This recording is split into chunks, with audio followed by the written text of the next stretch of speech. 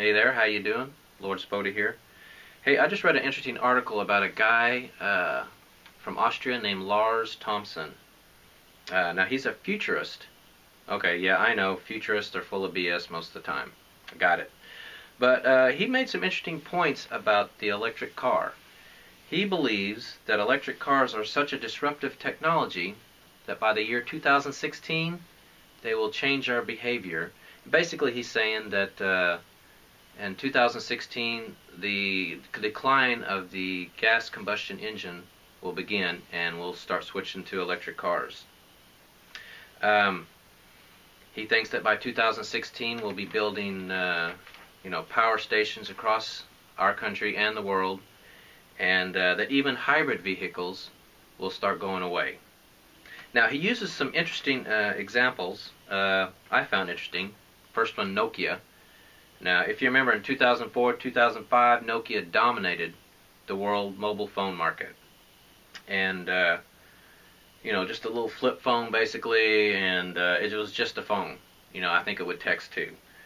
But in 2007, Apple comes out with the iPhone, which was basically not just a phone, but a little handheld computer. And, well, you know what's happened since then.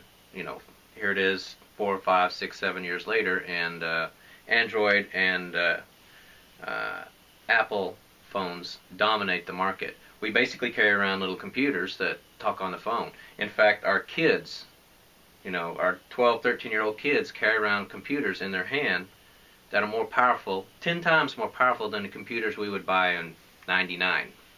So it's pretty fascinating how rapidly that market changed, and that's what he's saying. He's saying the first successful electric cars will change the market and the perception of what we want to buy that rapidly. He used another example, Kodak. Now, you may not know this, but Kodak invented digital photography. And what's fascinating to me is they're virtually bankrupt. They failed to execute and exploit the market, and basically they invented their own death. Anyway, he uses for an example Tesla. Now, as you may know, Tesla is a electric car company. They've come out with a couple cars. They're niche cars. They're real expensive.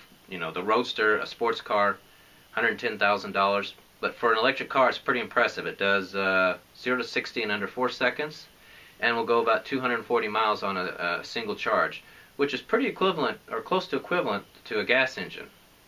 And then they've since come out with the Model S, which is a sedan, a little cheaper at 70 grand, does about 270 on a charge. But still, those are too expensive for the average person.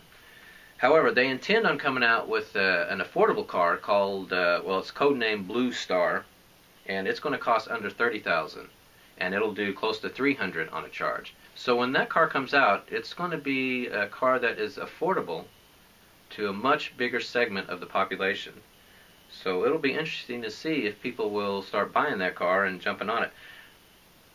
A lot of people are saying we got plenty of oil and gas for years to come. You know what? I don't care. We still buy it from the Middle East. I don't know about you. I think most of you agree. Sick of buying oil from people in the Middle East. We don't want to do that. I would much rather be able to be independent of them. So I would love to see this happen. Now, do I think this will happen by 2016? I'm pretty doubtful. It would be cool, but I'm doubtful. But what do you think? Is Tesla the new iPhone? Is it going to change the market so rapidly that by 2020 we won't even drive gas cars anymore, or want to, etc., etc.? I don't know. Awful lot of gas cars on the road right now. But we are definitely in interesting times, and it will be interesting to see what happens. But you tell me what you think. Would you buy an electric car? Is this guy right? How far off is he if he's not right? Comment below and we will discuss it. Alright, till next time.